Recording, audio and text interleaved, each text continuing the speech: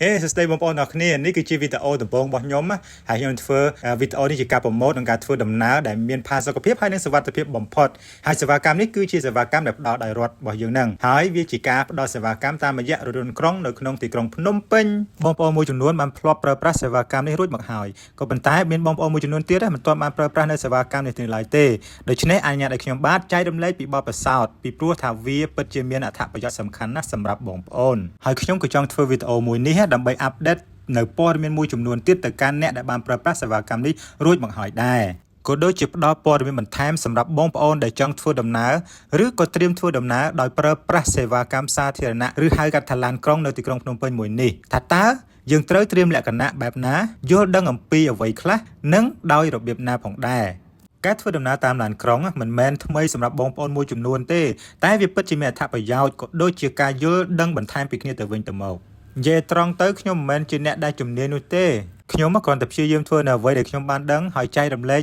រឿងទាំងអស់នោះទៅកាន់បងប្អូនតែប៉ុណ្ណោះហើយមិនមែនមានន័យថាខ្ញុំចង់បង្រៀនបងប្អូននោះទេគ្រាន់តែចែករំលែកនៅបទពិសោធន៍របស់ខ្ញុំផ្ទាល់តែប៉ុណ្ណោះតោះឥឡូវដើម្បីកុំឲ្យខាតពេលវេលាយូរយើងចូលទៅកាន់ការចែករំលែកតែបងប្អូននឹងអត់សុំឆក់ឱកាសបន្តិចឲ្យផ្សាយពាណិជ្ជកម្មទេព្រោះថាវីដេអូនេះគឺពិតជាសំខាន់មែនទែនទទួលបានការឧបត្ថម្ភផ្ដាច់មុខហើយនឹងផ្កាប់មុខទាំងស្រុងដោយផលិតផលឆ្នាំងដាំបាយអគ្គិសនីដែលឆ្លាតវៃគឺឆ្នាំងដាំបាយម៉ាកបូមីដែលកំពុងតែផ្ទុះឲ្យពេញនិយមនៅក្នុងយុគសម័យឆ្នាំ2025នេះតែម្ដងពីព្រោះថាវាមានអត្ថប្រយោជន៍ខ្លាំងមែនទែនសម្រាប់កាត់បន្ថយជាតិស្កររហូតដល់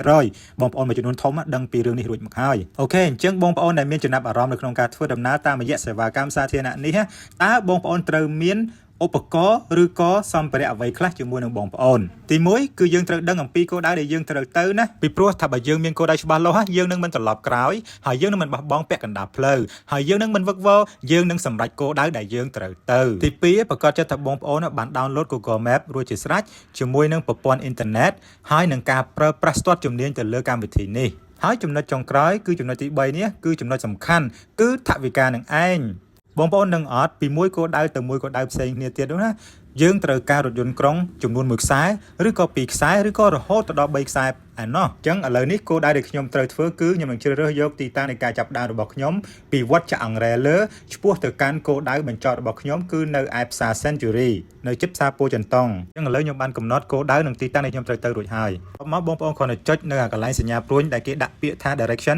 ឬក៏ភាសាខ្មែរថាដាក់គោលដៅហ្នឹងបន្ទាប់ពីបងប្អូនបានជ្រើសរើសនៅសញ្ញាព្រួញដែលបង្ហាញថា direction នេះវានឹងនាំផ្ទៃមួយទៀតទៅឲ្យបងប្អូនឃើញនោះគឺជាផ្ទៃនៃការជ្រើសរើសយកខ្សែឡានក្រុងដែលមាន available សម្រាប់បងប្អូននៅថ្ងៃនេះនៅពេលនេះបន្ទាប់មកបងប្អូនគ្រាន់តែជ្រើសរើសជម្រើសមួយក្នុងចំណោមជម្រើសជាច្រើនដែលមាននៅក្នុង screen ហ្នឹងទៅបងប្អូននឹងទៅដល់ទីតាំងដែលបងប្អូនត្រូវចុះហើយនឹងទីតាំងដែលបងប្អូនត្រូវបន្តទៀតដោយឡែកសម្រាប់ខ្ញុំវិញខ្ញុំបានជ្រើសរើសយកជម្រើសមួយគឺជម្រើសដែលត្រូវប្រើប្រាស់ខ្សែរថយន្តក្រុង2គឺចាប់ដើមពីចាក់អង្រែលើមកកាន់មន្ទីរពេទ្យអង្គឌួងហើយបានបដូរឡានក្រុងថ្មីមួយទៀតនៅកន្លែងពេទ្យអង្គឌួងហ្នឹងដើម្បីបន្តដំណើរទៅកាន់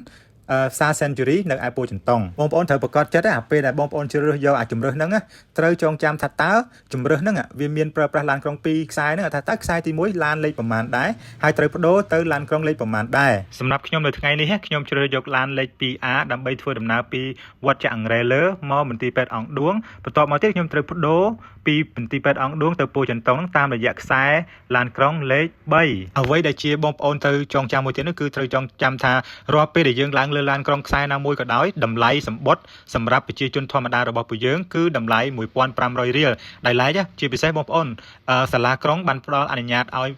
យបងប្អូនមួយចំនួនដែលប្រើប្រាស់សេវាកម្មនោះដោយមិនបានគិតថ្លៃគឺដូចជាសិស្សានុសិស្សបងប្អូនដែលមានអាជីពជាកីឡាក៏ដូចជាគ្រូបង្រៀនគ្រូពេទ្យឬក៏ព្រះសង្ឃអីជាដើមតែដោយសារតែខ្ញុំមិនមែនជាបុគ្គលទាំងអស់នោះទេគឺជាបុគ្គលធម្មតាខ្ញុំចំណាយលុយត្រឹមតែ 1,500 រៀលក្នុងមួយទិសដៅទៅមួយទិសដៅអរគុណច្រើនហើយសរុបជាទឹកប្រាក់ទៅសម្រាប់2ខ្សែនេះខ្ញុំចំណាយលុយត្រឹមតែ 3,000 រៀលតែប៉ុណ្ណោះហើយបើនិយាយពីផាសុកភាពវិញមិនបាច់គិតទេគឺមានផាសុកភាពខ្លាំងមែនទែនម៉ាស៊ីនត្រជាក់ឡើងមកកប់ដូចនៅក្នុងតំបន់ប៉ូលអញ្ចឹងហើយបើសុវត្ថិភាពវិញយើងអាចយកភ្នែករបស់យើងមើលទៅឆ្វេងមើលទៅស្ដាំហើយអាចស្ដាប់ចម្រៀងឬក៏មើលវីដេអូនៅក្នុងទូរស័ព្ទដៃរបស់យើងតែប្រយ័ត្នខុសគោលដៅចាប់បណ្ដោយត្រូវឡើងឡានក្រុងមួយទៀតហើយអញ្ចឹងត្រូវប្រកាសថាកន្លែងដែលយើងត្រូវចុះហើយកន្លែងយើងត្រូវដូរឡានក្រុងត្រូវតែដូរឡានក្រុងជាដាច់ខាតណាអញ្ចឹងឥឡូវនិយាយចុះនិយាយឡើងឥឡូវភ្លេចប្រាប់ថាឥឡូវខ្ញុំមកដល់គោលដៅហើយអញ្ចឹង